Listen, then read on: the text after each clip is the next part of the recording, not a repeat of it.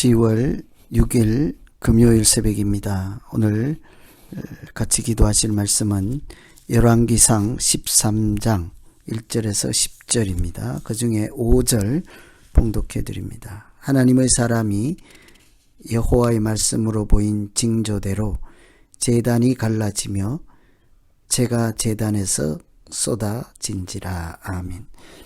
여로보암 북이스라엘 왕으로 이렇게 옹립된 사람이 그 북이스라엘에 금송아지를 세우고 또 절기를 마음대로 정해서 우상을 섬기는 일에 빠지게 되었죠. 우상을 섬기는 일 때문에 나라가 갈라지고 여로보암이라는 사람이 왕으로 등극할 수 있었으나 이 여로보암은 반면 교사로 삼지 않고 그 잘못된 것으로부터 교훈을 얻지 못하고 자기도 또한 우상을 섬기는 길로 가고 말았습니다.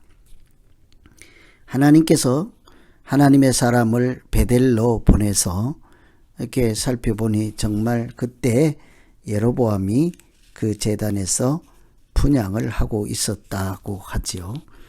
그 하나님의 사람을 통해서 하나님께서 하시는 말씀은 그 제단이 갈라질 것이다. 그 제단 위에 재가 쏟아질 것이라. 그 제단에서 제사를 집행하는 제사장이 오히려 제물로 드려지게 될 것이라 하는 예언의 말씀을 전하게 하였습니다. 여로보암 왕이 그 사람이 하는 말, 하나님께서 주신 말씀을 듣고 전하는 자를 죽이려 하죠. 항상 이런 위험한 일 가운데 하나님의 사람이 사역을 하게 마련입니다. 이런 어려운 때에 하나님의 사람으로서 어떻게 사명을 감당하고 사역하는지를 보시면서 같이 기도하시면 되겠습니다. 첫째, 하나님의 사람은 말씀을 묵묵히 전하는 자이다. 2절에 보시면 하나님의 사람이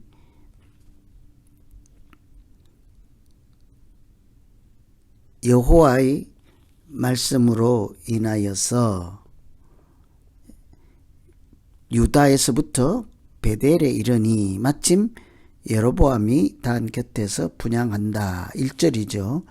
보라, 그때 하나님의 사람이 여호와의 말씀으로 말미암아 유다에서부터 베델에 이르니 마침 여로보암이 제단 곁에 서서 분향하는지라.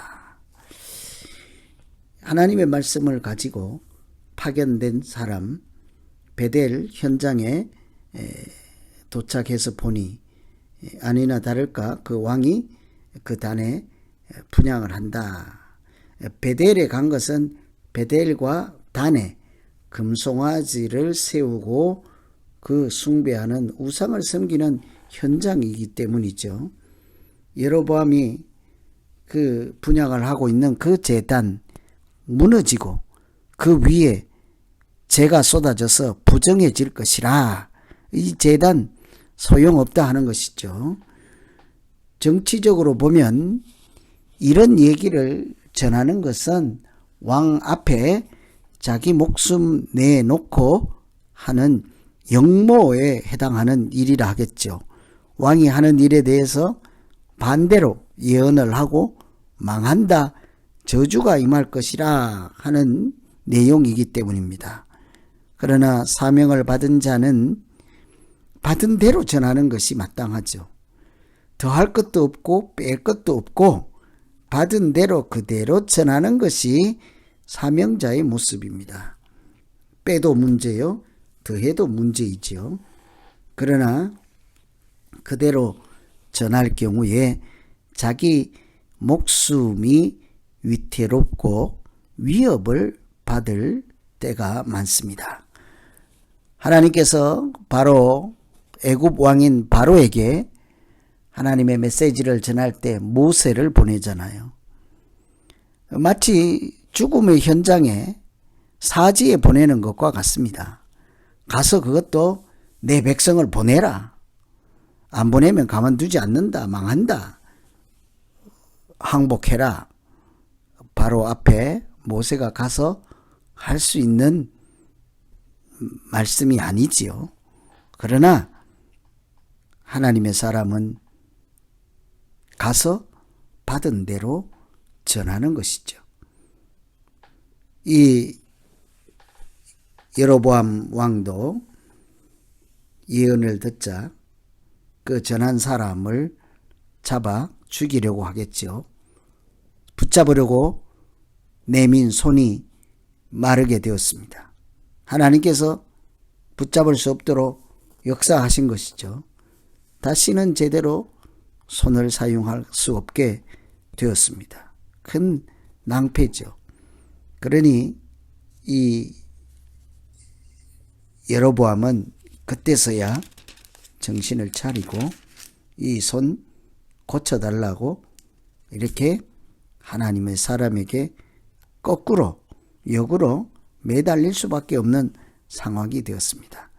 이처럼 말씀을 전하는 것이 위험할지라도 때로는 자기 목숨까지도 위험할지라도 받은 대로 전하고 꾸준히 변함없이 말씀을 땅끝까지 전하는 것이 하나님의 사람들이 해야 하는 사명, 하나님이 주신 거룩한 일이라 할 수 있겠습니다. 그래서 하나님의 사람으로 살 때 우리가 항상 깊이 생각할 것은 말씀을 전하는 일이죠. 두 번째는 전할 뿐만 아니라 다른 사람에게 전할 뿐만 아니라 자기에게도 말씀이 가장 중요한 기준이 되는 사람, 기준으로 삼는 사람, 이런 사람이 하나님의 사람입니다. 8절 보시면 왕의 집 절반으로 내게 줄지라도 나는 왕과 함께 가지 않겠다. 하나님의 사람이 왕께 대답하되 왕께서 왕의 집 절반을 내게 준다 할지라도 나는 왕과 함께 들어가지도 아니하고 이곳에서는 떡도 먹지 아니하고 물도 마시지 아니하리다. 대단한 각오죠. 거절하기 힘든 왕의 청을 거절하고 있죠. 왕의 명령을 거부하는 것은 쉬운 일이 아니다 하는 것을 삼척 동자도 다 알 것입니다. 그러나 이 사람에게, 하나님의 사람에게는 왕의 명령이나 왕의 초청보다 더 중요한 한 가지가 있었죠. 그것은 바로 하나님의 말씀이었습니다. 아무리 왕이 황송한 대접을 하고 인정을 해주고 축제에 초청을 하고 할지라도 눈에 보이지 않는 하나님 말씀을 순종하고 따라간다. 이게 쉬운 일이 아니죠. 눈에 보이는 왕의 황송한 대접이나 인정해주고 유혹하는 것 모두 뿌리치고 보이지 않는 하나님의 말씀 따라가는 길은 쉽지 않을 것입니다. 그럼에도 불구하고 이 하나님의 사람은 왕의 초청을 거절하고 축제도 거절하고 재물에도 현혹당하지 않았죠. 그것은 오직 그가 하나님의 말씀을 기억하고 그것을 자기 행동의 기준으로 삼고 있기 때문입니다. 9절에 보시면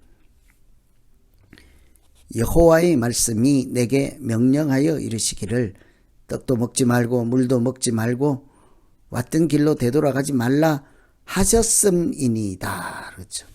하나님께서 말씀하신 것을 내가 지금 기억하고 나는 그대로 해야 하기 때문입니다. 그러니 아무리 왕이라도 당신의 초청을 내가 거절할 수밖에 없습니다. 끝까지 말씀을 기준으로 삼는 사람이 하나님의 사람으로 살아가는 사람, 믿음으로 살아가는 모습이라 하겠습니다. 그래서 오늘 이 여로보암과 하나님의 사람이 만나고 말씀을 전하는 과정을 보며 우리가 교훈을 얻고 같이 기도할 것은 언제나 어떤 상황에서도 하나님의 말씀을 묵묵히 전하는 자가 거룩한 사람이죠. 사명 맡은 자입니다. 다른 사람에게 뿐만 아니라 자기 자신에게도 말씀을 적용하고 말씀을 삶의 인생의 기준으로 삼는 사람, 말씀을 자기에게도 적용하는 사람, 이런 사람이 하나님의 사람이죠. 오늘 이 두 가지 생각하시며 각자 기도하시고 오늘도 혼자 살아가는 인생이 아니라 말씀으로 우리의 길에 등불이 되시는 하나님과 동행하며 복된 삶을 사는 하루 되기를 기원합니다. 기도하겠습니다.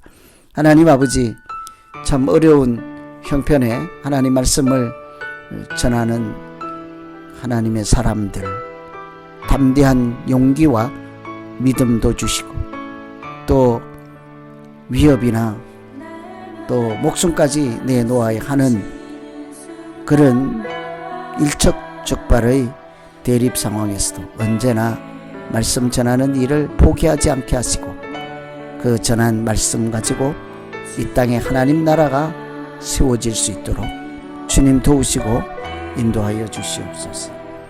뿐만 아니라 자기 자신에게도 늘 세상의 유혹이나 또 권력자나 또 물질의 유혹 어떤 것이 있다 할지라도 하나님의 말씀이 항상 가장 첫 번째 기준이요 삶의 중고로 삼을 때 하나님께서 거룩한 사람으로 살기에 부족함이 없도록 지키시고 동행하여 주시옵소서. 예수님 이름으로 기도합니다.